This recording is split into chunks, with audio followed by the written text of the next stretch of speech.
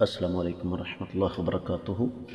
قال اللہ تبارک و تعالی بعد اعوذ باللہ السمیع العلیم من الشیطان الرجیم یا ایہا الذین آمنوا اذا لقیتم فئة فاثبتوا واذکروا اللہ کثیرا لعلکم تفلحون۔ معزز خواتین و حضرات، اللہ ملک العلم رب ذوالجلال والاکرام کی توفیق اور اس ذات بابرکات کے فضل و کرم سے آج جمعرات کا دن ہے، 7 ربیع الثانی 1441 ہجری، اور دوسری طرف 5 دسمبر 2019 عیسوی، اور ہمارے سبق کا موضوع اللہ ملک العلم رب ذوالجلال والاکرام کی پررحمت کتاب قرآن مجید 10واں پارہ، سورہ مبارکہ کا نام الانفال اور سورۃ الانفال کی 45ویں آیت مبارکہ۔ معزز خواتین و حضرات، اللہ ملک العلم رب ذوالجلال والاکرام یہاں پر براہ راست ایمان والوں کو مخاطب ہو کر کچھ سمجھانا چاہتے ہیں، اور سمجھا اللہ تعالیٰ یہ رہے ہیں۔ فرمایا یا ایھا الذین آمنوا، اے ایمان والو، اذا لقیتم، جب تمہارا مقابلہ ہو، فئۃً، کسی جماعت کے ساتھ، فاثبتوا، تو ثابت قدم رہو، واذکروا اللہ، اور یاد کرو اللہ کو، کثیراً، بہت زیادہ، لعلکم، تاکہ تم تفلحون، کامیاب ہو جاؤ۔ بامحاورہ ترجمہ سنیے گا۔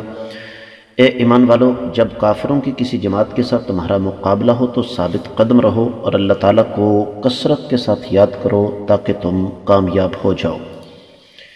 امام ابن کثیر رحمۃ اللہ علیہ نے اس آیت مبارکہ کی تفسیر بیان کرتے ہوئے ارشاد فرمایا ہے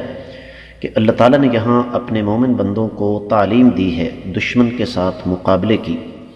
اور یہ بتایا ہے کہ جب دشمن کے ساتھ ٹکراؤ ہو تو تم نے کیا کرنا ہے۔ پھر ابن کثیر رحمۃ اللہ علیہ صحیح بخاری سے ایک حدیث مبارکہ لے کر آئے ہیں سیدنا عبداللہ بن اوفا رضی اللہ تعالیٰ عنہ سے کہ اللہ کے رسول صلی اللہ علیہ وسلم نے بعض ایک مارکا تھا تو آپ علیہ السلام نے اس موقع پہ انتظار کیا دشمن کا یہاں تک کہ سورج ڈھل گیا، تو آپ علیہ السلام کھڑے ہوئے اور آپ نے پھر فرمایا، اے لوگو، دشمن سے ملاقات کی تمنا نہ کرو۔ یاد رکھیے، یہ میں انشاءاللہ دیگر کتب تفسیر اور روشنی میں جب بات کروں گا تو اس حدیث کی وضاحت کروں گا۔ تو فرمایا دشمن سے ملاقات کی، دشمن سے جنگ کی تمنا نہ کرو اور اللہ تعالیٰ سے عافیت مانگو، لیکن اگر دشمن کے ساتھ تمہارا ٹکراؤ ہو جائے تو ثابت قدم رہو، اور اس بات کو اچھی طرح جان لو کہ جنت تلواروں کے سائے کے نیچے ہے۔ پھر اللہ کے نبی صلی اللہ علیہ وسلم نے باقاعدہ ایک دعا فرمائی، اللہم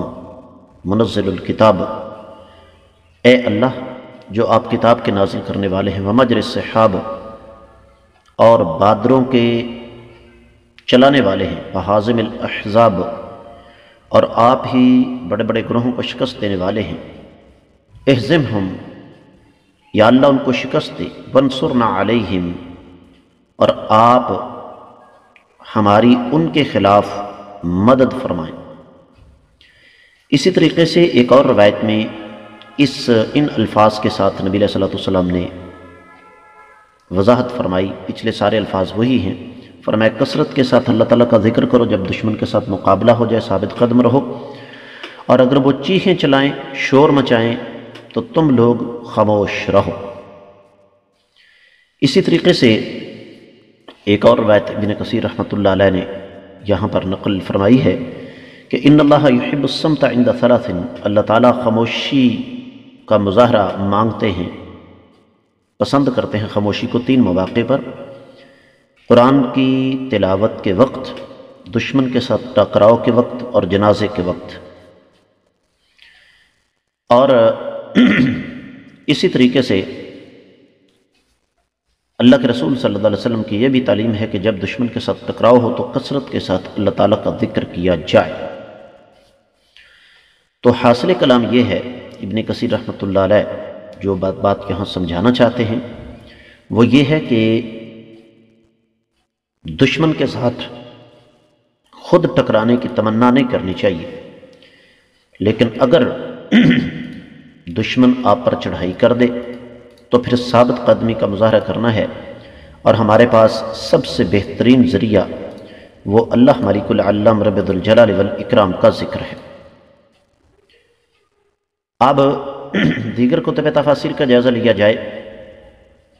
تو مفسرین کرام نے سب سے پہلی بات تو یہ بیان فرمائی ہے جس کا تعلق فی زمانہ آج کے دور کے ساتھ ہے، اور میں یہ سمجھتا ہوں کہ خاص طور پر آج کے حالات میں وطن عزیز پاکستان کے حالات جو ہیں اور سعودی عرب کے جو حالات ہیں اس کے مطابق یہ آیت مبارکہ بہت زیادہ اہمیت کی حامل ہے۔ اس وقت اکثریت ہماری اس بات کو نہیں سمجھتی کہ دو ملک ایسے ہیں جن کو زبردستی جنگ کے اندر دھکیلنے کی کوشش کی جا رہی ہے، اور یہ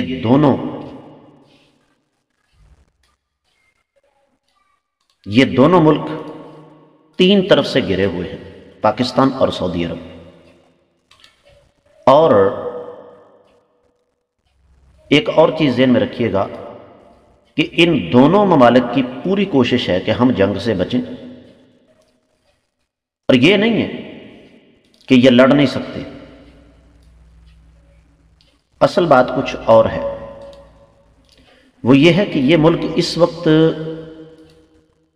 جنگ کا سلسلہ ان کے لیے بہت زیادہ نقصان دہ ہے، تو چونکہ کائنات کے امام صلی اللہ علیہ وسلم کی جو شریعت ہے، اللہ تعالیٰ کا جو دین ہے، وہ ہر دور کے تقاضوں کے عین مطابق بولتا ہے، تو اس لیے میں اس مناسبت سے یہ بات یہاں ضرور آپ کی خدمت میں رکھنا چاہوں گا کہ رب کائنات نے ہمیں اس بات کی اجازت نہیں دی کہ ہم بذات خود اس بات کی تمنا کریں کہ دشمن آئے ہمیں مارے، ہمارے ساتھ مقابلہ کرے، نہیں۔ ہاں، اگر دشمن جنگ مسلط کر دے تو پھر ڈٹ جانا ہے، کیونکہ کبیرہ گناہوں میں ایک یہ بھی ہے کہ لڑائی کے وقت انسان میدان جنگ سے بھاگ جائے، اور ساتھ فرمایا وَاذْكُرُوا اللَّهَ كَثِيرًا، کثرت کے ساتھ اللہ کا ذکر کرو۔ اس کا مطلب یہ ہوا کہ جتنا ذکر ہم عام حالات میں کرتے ہیں، جنگ کے دوران اللہ سے تعلق اس سے کہیں زیادہ مضبوط ہو جانا چاہیے۔ تفسیر نصفی اور تفسیر الخازن میں اس بات کی صراحت موجود ہے کہ مسلمانوں کو اس بات کا اللہ تعالیٰ نے شدت کے ساتھ حکم دیا ہے کہ